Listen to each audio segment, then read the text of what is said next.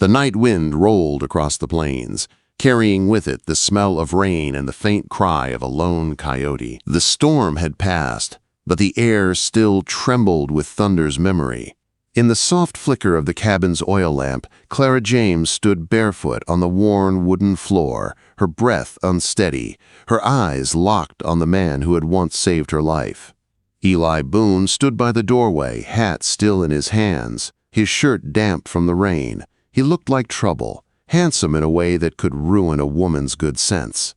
His jaw was sharp, his shoulders broad, and his eyes carried the quiet danger of a man who'd spent too long fighting battles no one else saw. "You shouldn't have come back," Clara said, her voice trembling just enough to betray her heart. Eli's eyes didn't leave hers. "You said that the last time, too."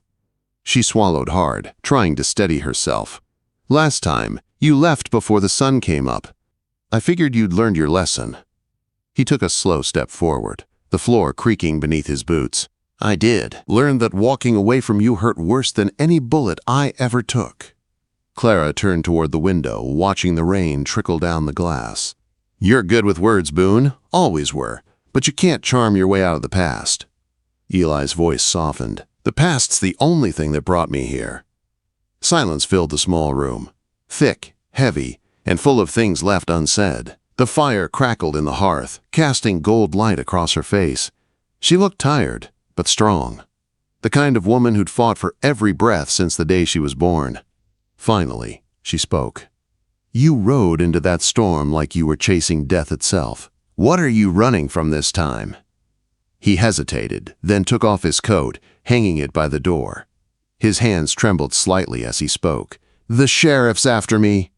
Says I robbed a train south of Tucson." Clara's eyes widened. "Did you?" "No," he said simply, "but the man who did used my name. And he's still out there."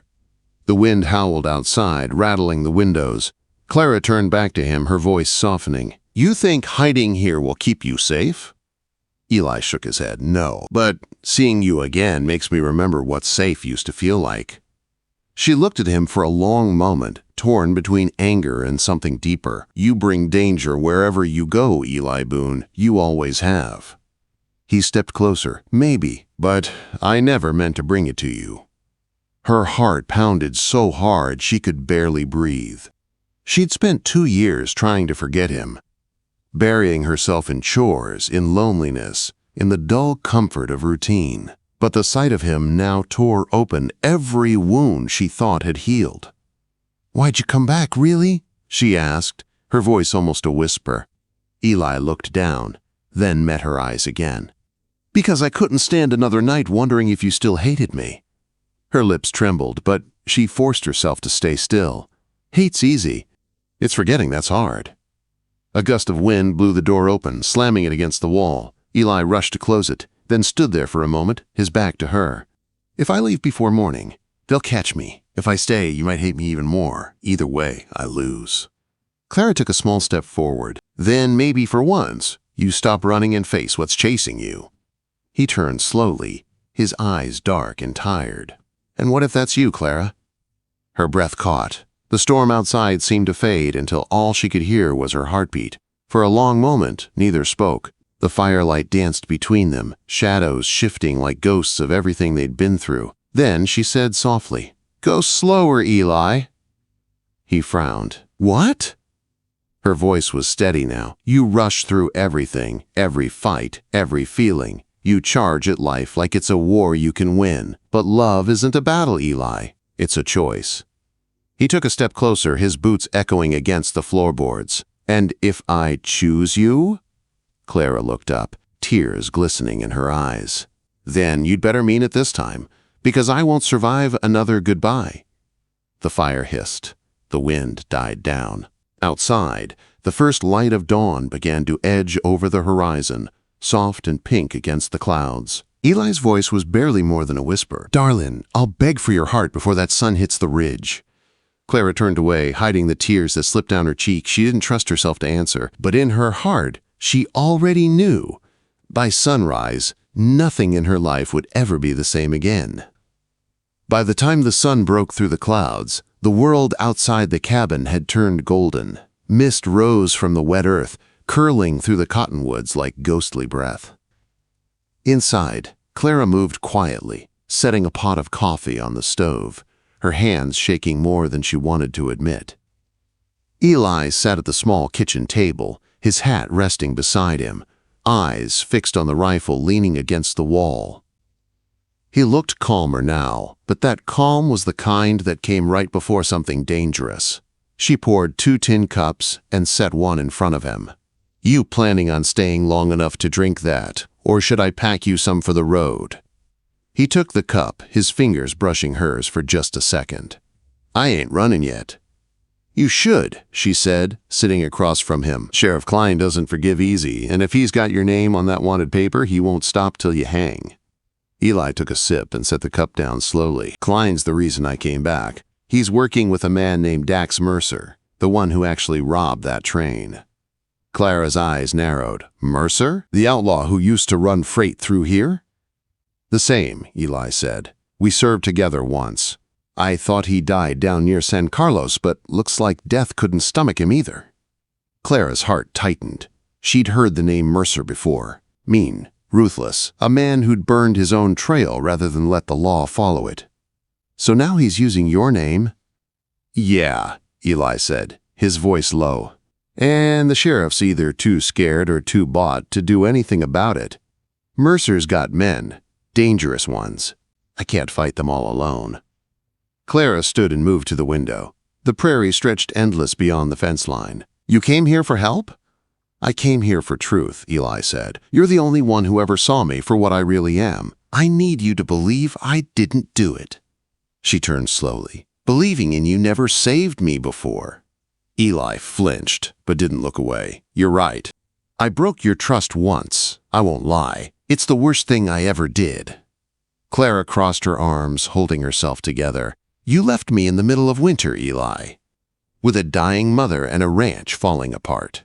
I wrote to you for months, and you never wrote back." "I did," he said, almost whispering.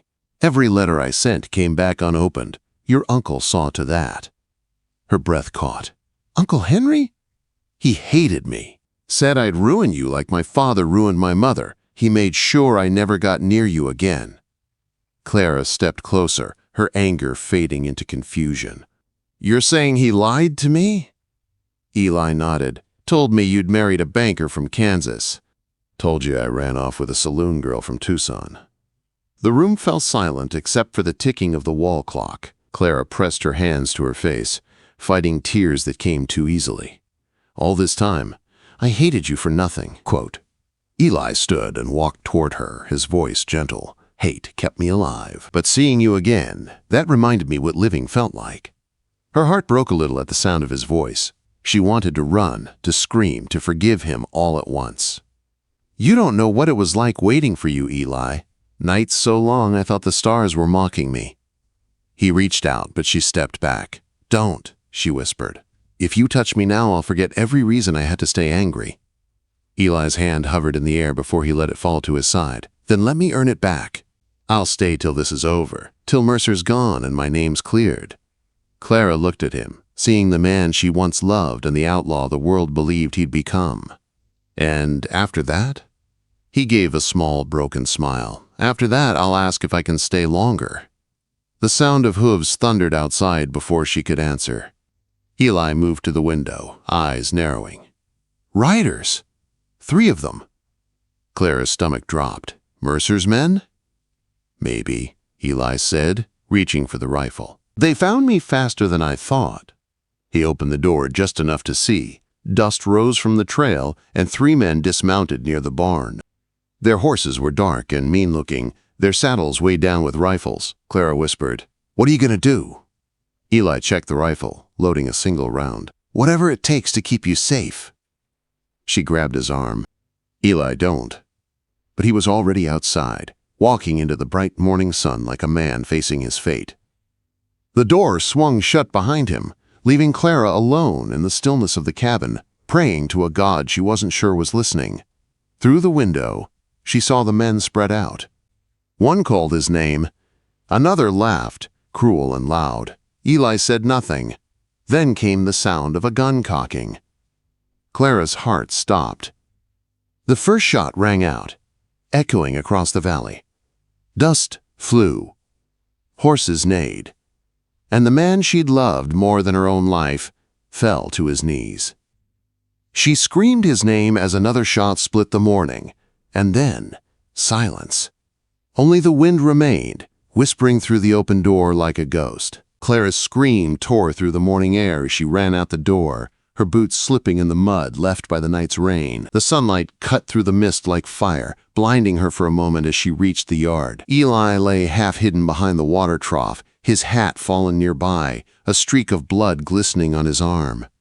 "Eli!" she cried, dropping beside him.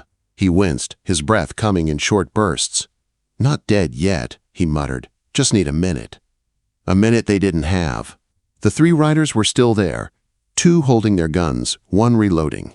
Their faces were rough and dust-covered, their eyes mean and sure. Clara's fear turned to fury. "You get away from here," she shouted. "This land belongs to me, and you'll leave it standing." One of them, a scar-faced man with a black vest, grinned. "We ain't after you, ma'am. Just the thief hiding behind your skirts." Eli forced himself up on one knee, his hand clutching the rifle. "Tell Mercer if he wants me, he'll have to come himself." The man spat into the dirt. "Mercer don't bother with dead weight." He raised his gun. Before he could fire, Clara grabbed Eli's pistol from his holster and pulled the trigger. The shot cracked through the silence. The man's hat flew off as he stumbled backward, cursing. The other two fired in reply, splintering the cabin door and sending wood flying. Eli grabbed Clara's wrist and pulled her toward the barn. "Come on!" They ran, half stumbling through the mud, bullets biting the air behind them. Inside the barn, the horses stamped and snorted in panic. Eli pushed a barrel against the door, breathing hard. "Are you hit?" Clara asked. He shook his head. "Not bad. You?" She blinked through tears and shook her head. "No." Eli looked at her with something fierce in his eyes, part pride, part fear. "You shoot better than half the men I've ever ridden with." She swallowed hard. "My pa taught me before he died. Said a woman's got to know how to defend her heart and her home." "Smart man," Eli said. Outside, the riders regrouped. Their voices carried faintly through the gaps in the wall. "Spread out! He ain't getting far." Quote. Eli checked the rifle. 2 bullets left. He glanced toward the back of the barn where the open field stretched to the river. "We could ride out," he said. "Make a run for Pine Hollow."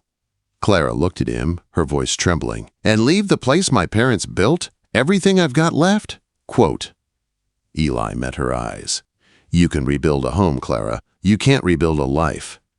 For a long moment she said nothing, then nodded. "All right, let's ride." They saddled her mare and his bay, gelding in silence. Eli winced as he pulled himself into the saddle, blood seeping through his sleeve. Clara mounted behind him, clutching the rifle tight. "Ready?" he asked. She nodded. "Let's go slower this time," she whispered. "Don't rush into dying." He almost smiled. "Darlin, I'll take your lead." They burst through the rear door, just as gunfire erupted again. Hooves thundered against the wet ground, mud flying. One bullet tore through Eli's hat, another grazed his shoulder. But he didn't stop. He pushed the horse harder, the wind screaming past them, the river glittering ahead. Behind them, the riders shouted, closing the gap. Clara turned and fired. The first shot missed. The second hit true. One rider dropped, his horse veering off into the trees. The others slowed, hesitating as they neared the river's edge. Eli didn't wait.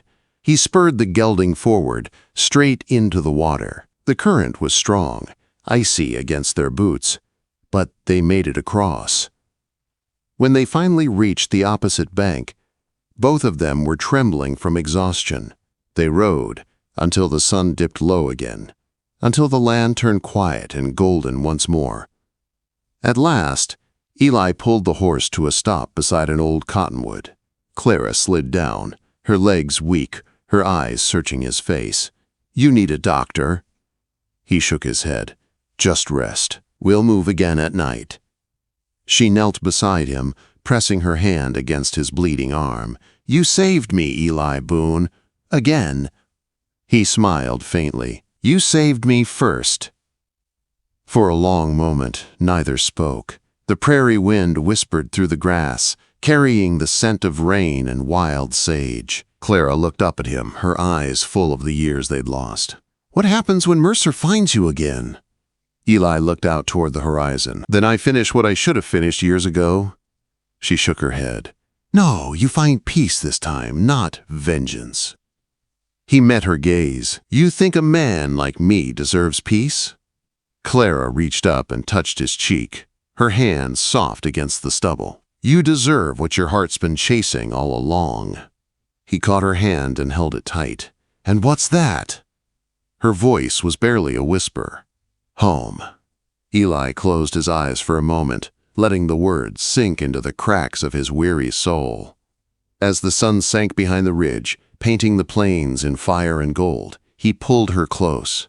No promises, no grand words, just the quiet truth of two hearts that had finally stopped running. For the first time in years, the world felt still. And when dawn came again, Eli Boone wasn't an outlaw anymore. He was a man who'd found something worth living for.